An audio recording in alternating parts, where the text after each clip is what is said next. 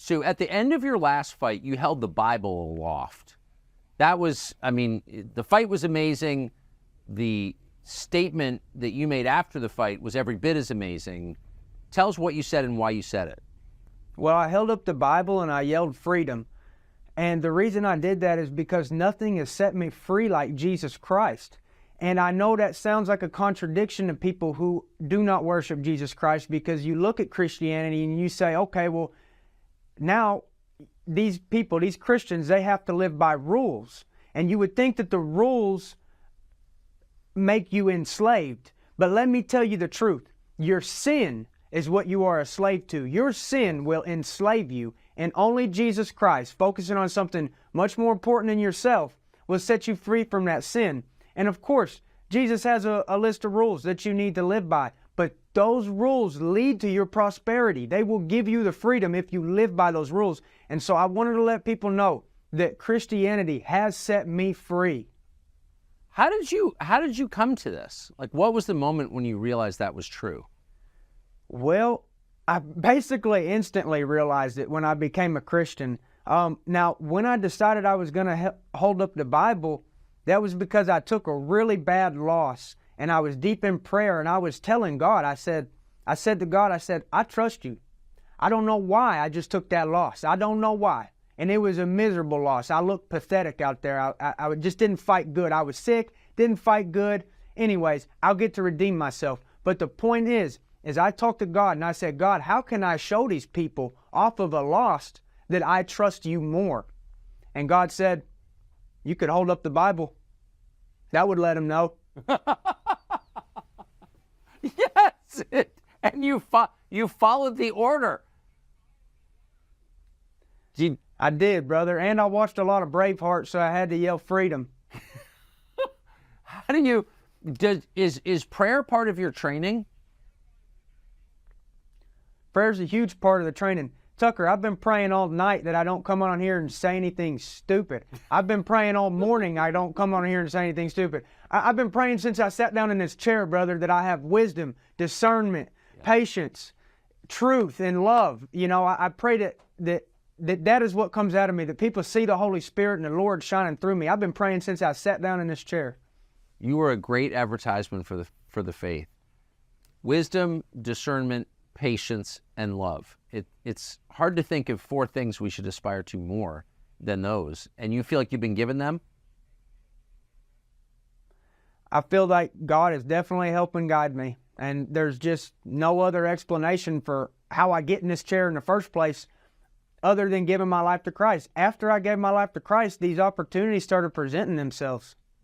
Well, you have a really unusual spirit that comes off you, and I think even through a TV screen, it's very, very obvious. So I think that says something. So tell us about the fight that you're about to have in Vegas on Saturday. Man, it's going to be a good one. If y'all are bored on Saturday, you need to check it out. I'll be free on the prelims, and it's going to be awesome. I'm fighting the hardest hitter in the 145 division. But hey, I'm a country boy. I ain't scared of a guy who hits hard. I can take hard hits. So who is this man? His name is Josh Emmett. He's an absolute monster. He's a little bit on the older side, but that means that he's got a lot of experience. It's going to be a very tough fight. How do you feel as you step into the ring? How afraid? I assume you've got to be afraid. Who wouldn't be afraid? But how afraid? Well, brother, personally, I've been praying to the Lord. That's one of my number one prayers, is that I have no fear, and that I fight fearless, and that I'm free in that octagon, and I don't let any fear freeze me up. And I personally don't think I'll be afraid. Really? You're stepping in with a guy who's got a long record of knockouts in public, in a huge arena in Vegas. You could get hurt for real, and you don't expect to be afraid at all. Well, I pray for the fear to be gone. And at the end of the day, my fear is always of the Lord. And I feel like the Lord has called me. I know that the Lord has called me to do this fight.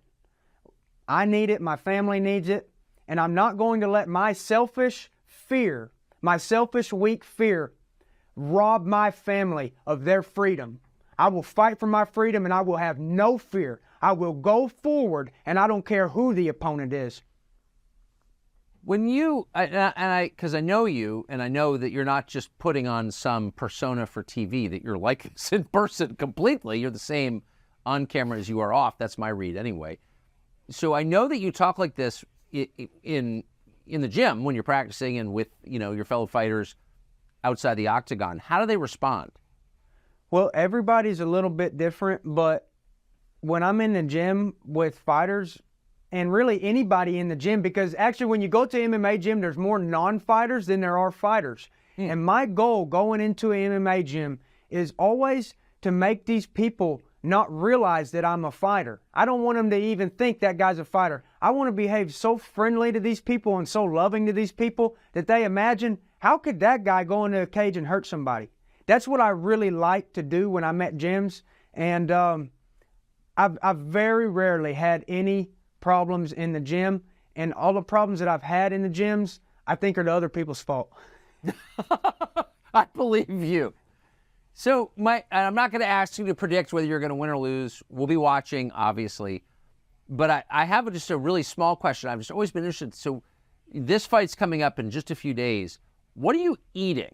If you're about to put everything on the line in an MMA bout, what are you putting in your body right now? I had 4 raw eggs today and 3, bottles of water. 3 bottles of water, 4 raw eggs. Little bits of beef, stuff like that, but not really a lot of carbs. Now, the bad thing for fighters, especially in the UFC, not particularly boxers as much, UFC fighters have to cut a lot of weight. And so that's why I'm down to just raw eggs, cutting out the carbs, drinking a lot of water. If I don't drink like 3 bottles of water every hour or 2 hours, when I go to dehydrate to make my weight, there's not going to be any water there to pull from. So that's why I'm doing this, no carbs and a lot of water. So how much do you have to drop in weight? I have to lose 15 pounds for this fight. And how close are you to that? I got 2 days. You have 2 days to lose 15. How do you lose 15? How do you live? Just asking for a friend, Bryce. How do you lose 15 pounds in 2 days? Well, you starve yourself to the point of exhaustion, and then you dehydrate yourself to the point of near death, and then you have 24 hours to replenish before the fight. And I know if you've never done the MMA, it sounds really stupid. Why would you do that before a fight? Well, the reason is because if I don't do that, then I have to fight a guy who's literally 20 pounds bigger than me. Right. And so I've done that, and it's not fun. And so I'm reduced here to cutting the weight. Amazing.